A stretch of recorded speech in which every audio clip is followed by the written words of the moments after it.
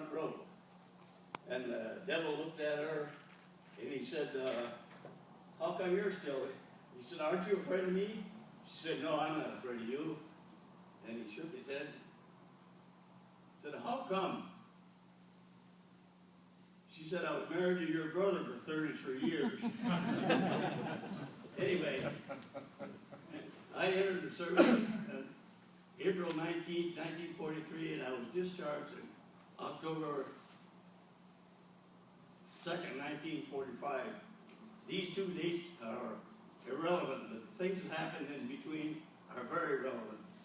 I was inducted into the Army at Fort Lewis, and I went from Fort Lewis to Fresno, California. I left the 50-degree weather in Seattle to 115-degree in Fresno, California.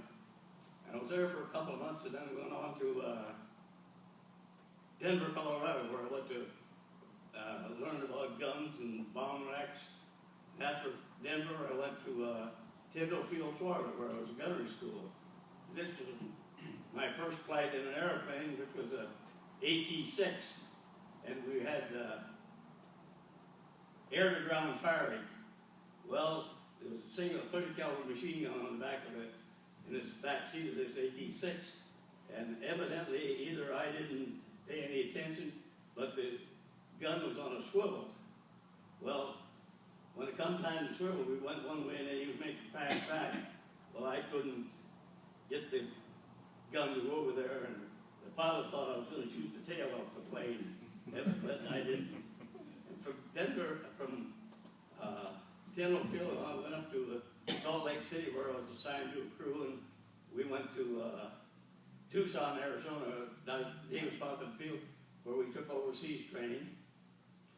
And for there, well, I was one crew, and the pilot got sick, and so I was assigned to another crew.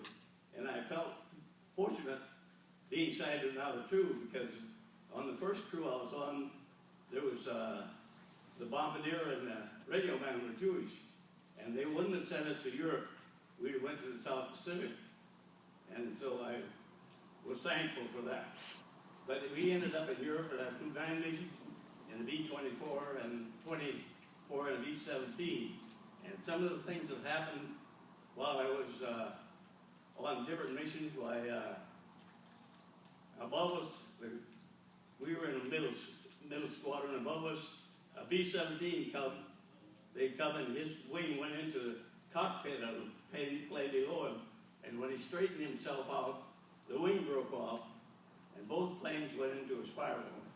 And we've seen many parachutes that time. I better look at my notes here.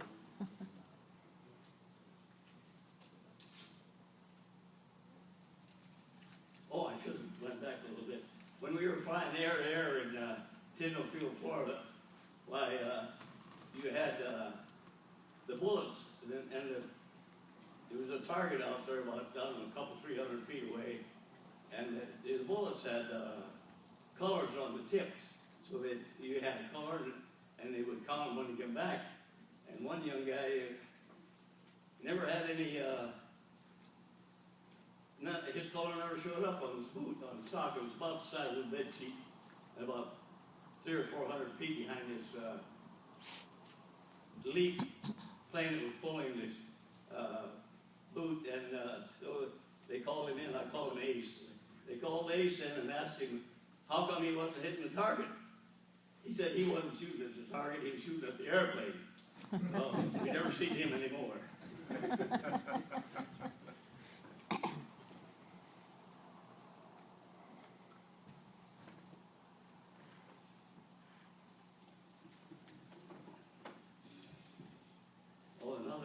Another incident.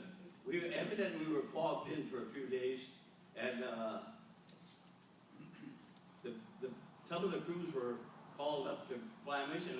In northern England, they had a target up there that they flew which Mount Bomb site, and two of the planes, one plane from our group, but I don't know where the other plane was, but they collided over the target. And I was walking down the road, and this plane come roaring over me, on fire and out of control. and about 6 guys jumped out with their chutes. But the pilot and the co-pilot and the bombardier, it was only a practice mission, so they just threw their chutes in the back of the airplane. Well, I seen them jump out without anything on.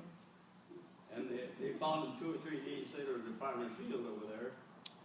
And on another incident, we were flying in southern Germany. And all at once, one plane peeled off and headed for Switzerland. Well, when we went, nobody knew what happened, but when we went back to the barracks, all our clothes were gone, and they had planned on deserting, I guess you'd call it. Wow.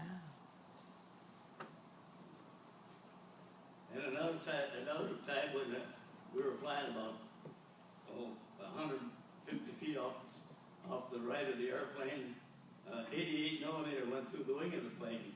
Well, about 5 or 10, 15 seconds later, the whole plane blew up. Nobody got out. And some of the, another thing is, one plane, they went to Sweden, which was a neutral country. Of the 10 crewmen that went to, 5 of them married Swedish girls before they left there. Then we had another incident where the plane was shot down, and one of the crew members was coming out through Paris on the underground, and he got to Paris, and some young lass hooked him. He stayed in Paris for 18 months. And we've some of the times we flew at Magdeburg, Germany, which was a oil refinery town. And we were about the 3rd or 4th wing to go over, and the smoke and the fire was just about up to bow of our airplanes.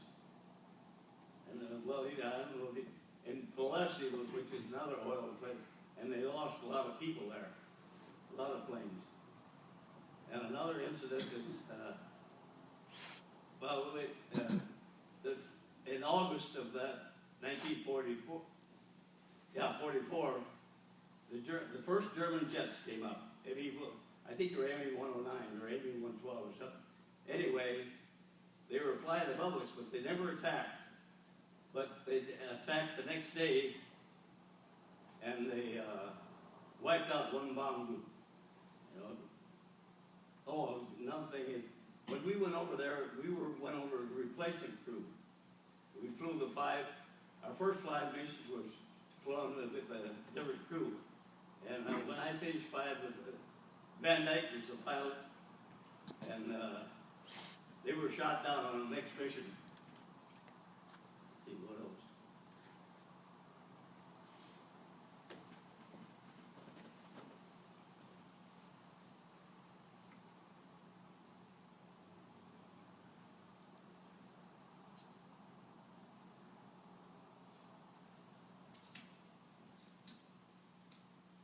What did I forget?